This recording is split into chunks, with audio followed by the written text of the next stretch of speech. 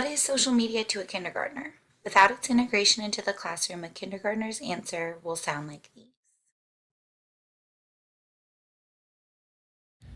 What is social media?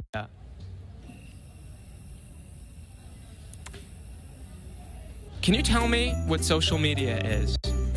I have no idea. What is social media? I like Star Wars. That's great. Thanks for answering the question. Do you tweet?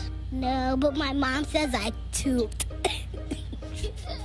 Yeah, that happens sometimes, right? What's toot? It means fart. Ew! What do you want me to tweet? Why don't you tweet your butt? Tweet my butt. What's Pinterest? Thank you for that very eloquent answer. Word association, Star Wars. Obi-Wan. Disney World. Mickey Mouse. Facebook. Pictures. Why does my mom take pictures of her breakfast and put it on Facebook? I have no idea. People write about all their personal business. Personal business. Yes. So this is my Facebook. You really have 3,000 friends? Yes, I have 3,000 friends. Liar! Busted. What do you think when your parents put photos of you on Facebook? That's just creepy. Do you know what mommy does for a living? She's a blogger? She is. And what is that? What's a blogger? Is that like the green stick thing that you know? The green thing's up your nose. No, that's got a booger, not a blogger. Yeah, it's booger. Boogers.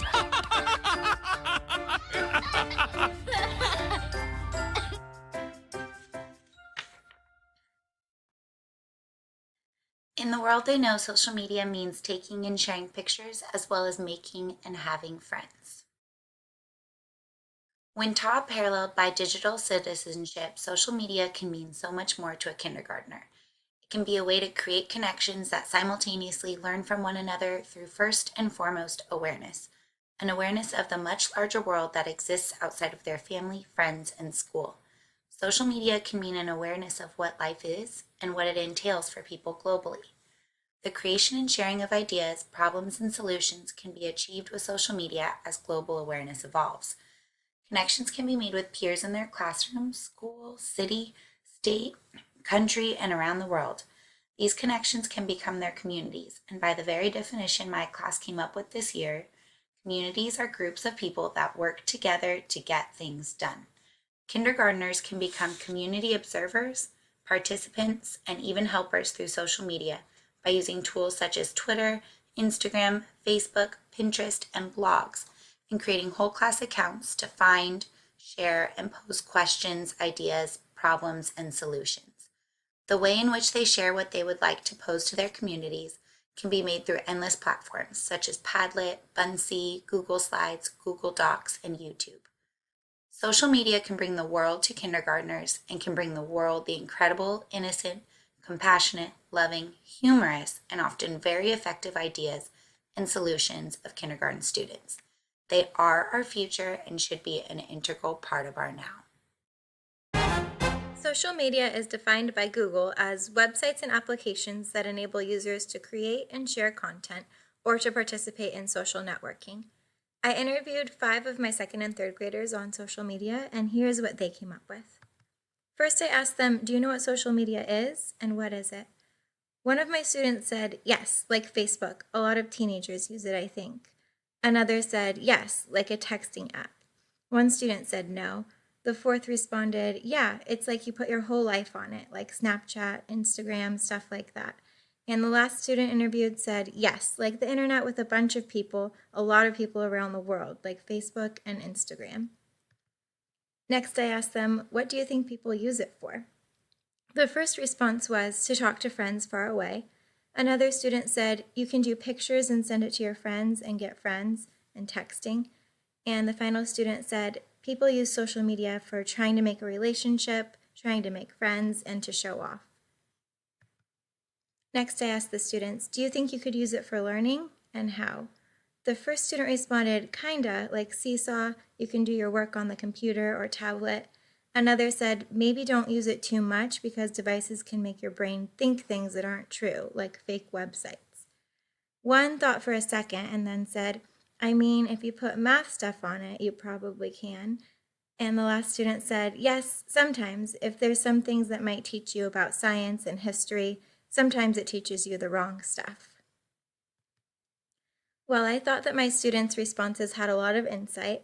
As an elementary school teacher, I think that social media can be used effectively in the classroom for students to create and share content via secure and kid-friendly websites and applications such as Seesaw, Google Classroom, Google Docs, and Google Slides. These appropriate forms of social media allow students to type, draw, photograph, create, and share their own ideas, projects, and work in a safe environment. The apps broaden the students' audience to include all their classmates, enrolled and approved family members, and also gives the family the option of sharing student work with friends or extended family members. The students are able to take ownership of the work they do in class in front of a broader audience than simply themselves and their teachers. The students are also learning norms and skills related to social media that they will likely carry through their education and into their careers. The article My Favorite Teachers Use Social Media, A Student's Perspective, was written by a high schooler and from their point of view.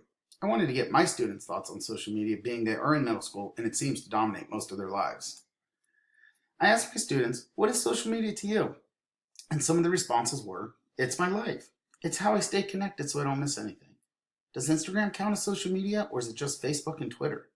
Any app on your phone that lets you post pictures and talk to other people is social media, right?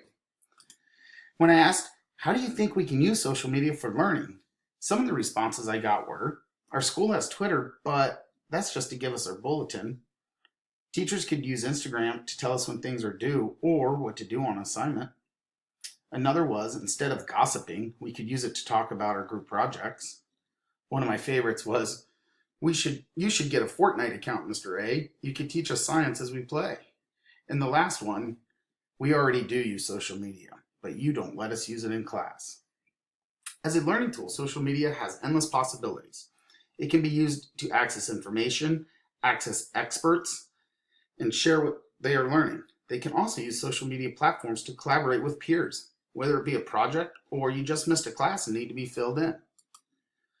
The use of platforms like Google Classroom, Echo, Edmodo, and a ton of others out there gives students a social media network that is school-oriented and breaks down the physical walls of the classroom.